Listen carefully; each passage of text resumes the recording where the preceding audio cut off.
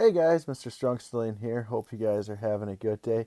It is Tuesday, May 12th. It's election day here in northern Wisconsin. And I hope you guys are off to having a great start to the week. So we looked at the videos from yesterday and we'll continue on with our read aloud and all of that good stuff. Let's take a look at a couple of things. I'll go through them pretty quick. So take a look at those changes and learning opportunities. We put new stuff up. Ms. Summerfeld and I and the specialist teachers for this week. So take a look at those. Class hangout Thursday at 10. I got a couple of surprises for you. I've got a guest coming in, plus a surprise I think you guys will get a kick out of. So make sure you tune in for that on 10.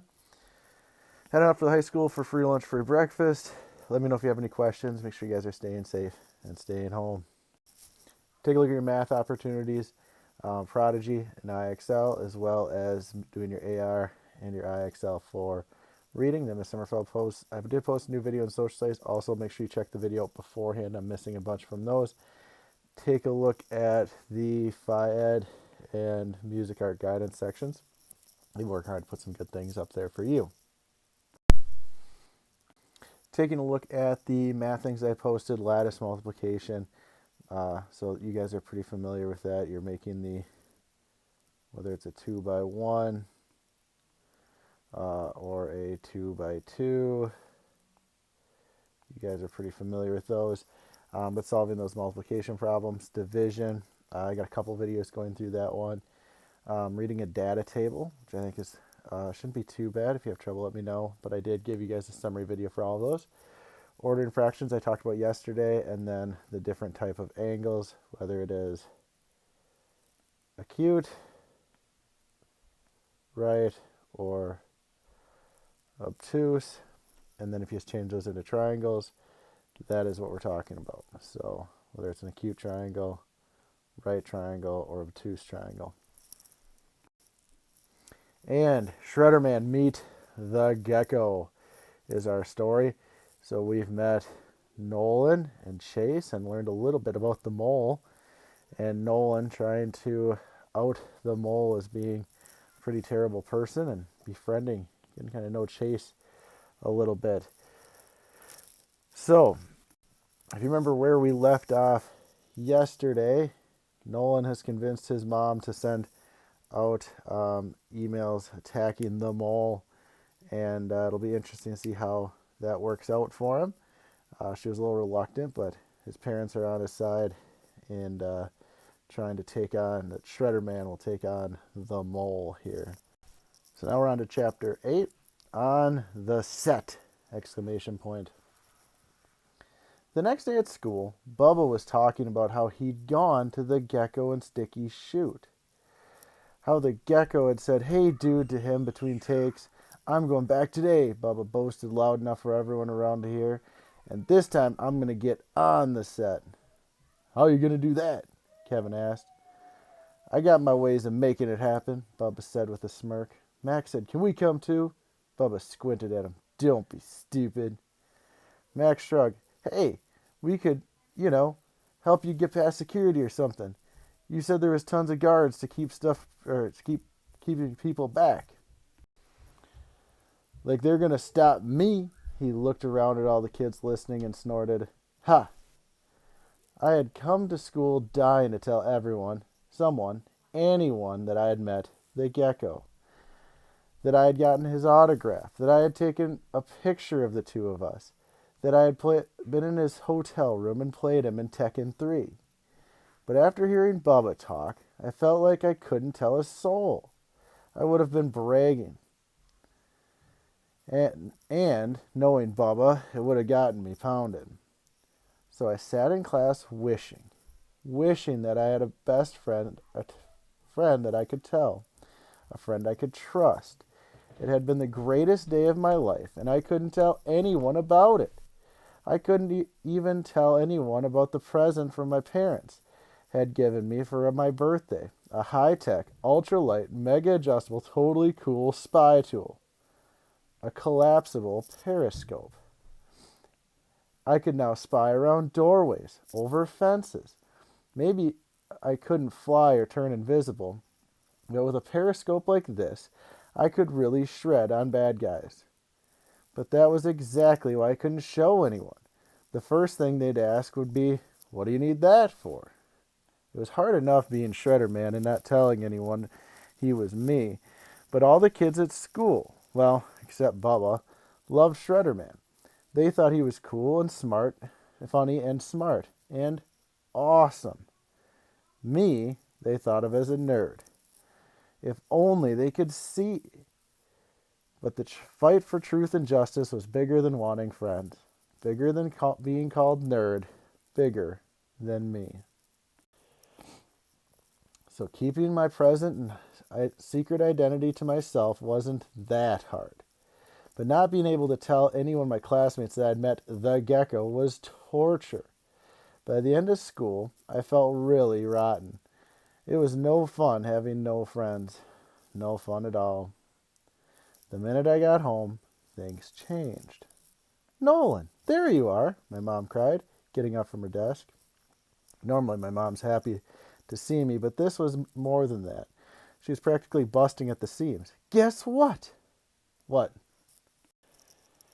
"Your friend Chase called and invited you to watch them shoot this afternoon." That word friend threw me for a second. The gecko called? Here? Well, not exactly. Someone named Henna Blockwell called your father at the Gazette. But the point is, Chase Morton thought you were really very nice and has invited you to come. You know, hang around backstage or whatever they call it. I was standing stock still, staring at her. Finally, I choked out, "Really?" She laughed and kissed my cheek. "Really? Your father's there already covering a day in the life of the gecko for the Gazette. So come on. Do you need a snack before we go?" I shook my head. I still couldn't seem to blink. She grabbed a couple of juice pouches anyway, and at the last minute I said, "Don't forget your camera and fresh batteries." My mom's the best. I keep my camera in my backpack along with extra batteries, binoculars, string, tape, scissors, and now one very cool periscope. So I just took my backpack and off we went. So by the time that we got to Old Town, I'd taken my binder and all my homework books out of it, secured the camera in its special pouch with a secret lens port, stashed the remote control in my sweatshirt pocket. My spy pack was ready. The cool thing about wearing a spy pack is that it's like having an eyeball in the back of your head. No one expects it. No one suspects it. And once you figure out how to take pictures backward, it's amazing what you can catch in the act. I love my spy pack. I was testing out my remote control when my mom asked, "Why in the world are you doing all that?" "Because you never know," I said. "But I'm sure he'll let you take pictures of him." I grinned at her. "But I'm sure the mole won't." Her eyebrows went up. "You think he'll be there again?" "I have a sneaking suspicion." She shook her head. "You're invited to watch the filming of your favorite show of all time, and you're thinking about the mole? I just don't get it." Neither did I, but inside something was telling me to be ready, just in case. Chapter 9, and action! After we got our special guest badges and cleared security, we were ushered into the hotel. They were getting ready to shoot a scene right in the main lobby. Mom spotted Dad, who was standing about 10 feet behind the camera. We got over to him just as a guy with a patchy little beard called, "Pictures up, quiet on set, we're rolling." "That's the director," my dad whispered. "Shh," my mom scolded him. A lady struck a clapboard with all sorts of numbers on the front of the camera, then pulled it away. The director called, "Action!" And suddenly evil Damien Black appeared at the top of the stairs. He snuck down on his tiptoes. His eyes were darting all around. He had a long coat, black boots, a twisty mustache, and was holding a long double-bladed axe. I had the powerful urge to hiss. Damien Black is so nasty. The gecko was around the corner, trying to switch the power ingot in his magic wristband from super strength to wall walker. He was trapped, And since the magic wristband only allows for one power at a time, he was in trouble. "And cut," the director cried. Then he called, "Live gecko inside Chase's sweatshirt. Let's go." I whispered, "This is so cool, Dad. Thank you, thank you, thank you." People scurried all around, moving cameras, moving chairs. Chase grinned at me and tossed his head back a little, like, "Hey," while a lady patted powder on his nose and forehead. I waved and smiled. Was I dreaming? My mother squeezed my arm a little at me.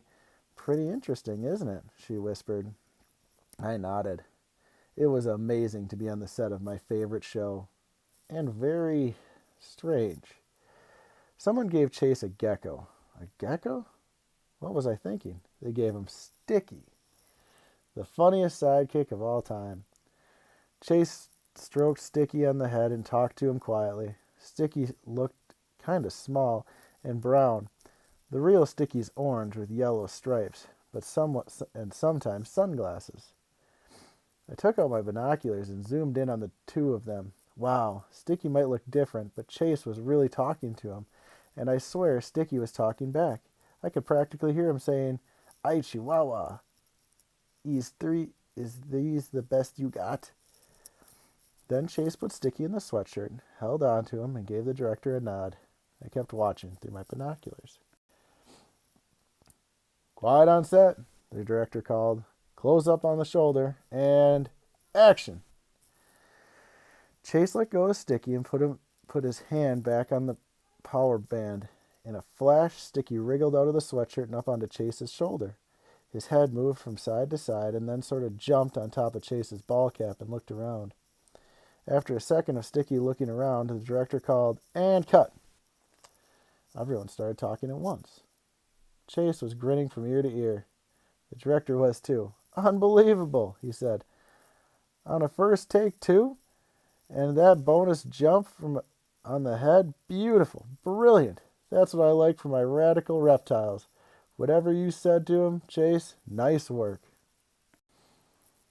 Chase was taking Sticky off his hat, still grinning away. "Hey, just call me the guy who talks to geckos." Everyone laughed.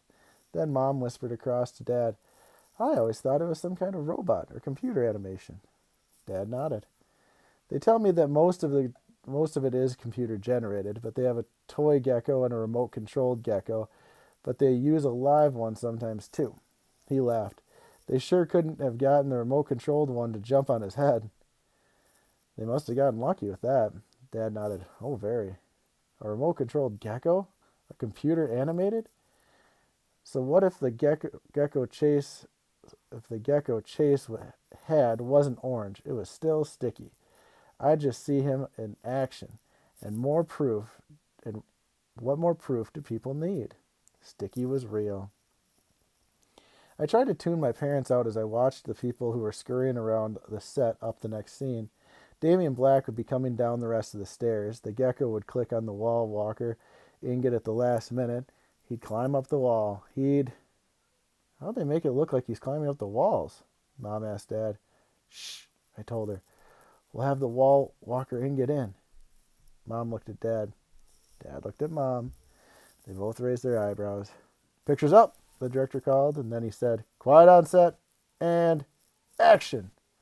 Boom, crash, clank. Everyone froze. I looked around. Was that sound effects? Thump. The salon doors burst open, then closed, then burst open again, but no one came through. "Let go," a voice inside the saloon cried. "I just want to meet the gecko." I couldn't believe my ears. I whispered, "That sounds like..." But before I could say his name, Bubba Bixby crashed through the door. "Cut!" the director shouted. "Who's that clown? Get him out of here!" Bubba tried to touch Chase, but before he could, men in black T-shirts were all around him, and they hauled Bubba away. Bubba reached for the gecko, saying, "Hey, I just want to shake your hand. I just want to..." The men muscled Bubba along and shouted over his shoulder, "Man, I'm your #1 fan." Everyone was scowling. The director looked mad. Bubba's head swept around as he turned to face forward, but then, like in slow motion, his head turned back. and his eyes stopped and locked right on me. There's Bubba bursting through, the director, Bubba being drug away, and there's Nolan. The next chapter is hot off the press. Chapter 10, hot off the press. I have some pictures up here from our Dr. Seuss week. So I believe this would have been our sleep book on Friday. We took these pictures of everybody in their pajamas. So some pictures up from that week. Most of you were in there. And tomorrow we'll read more from The Gecko, and we'll see what Bubba thinks of seeing Nolan on the movie set doing all the things that he wanted to do. So I'm excited for that. I look forward to seeing you guys back here tomorrow. Have a wonderful day, and I'll talk to you guys later. Bye.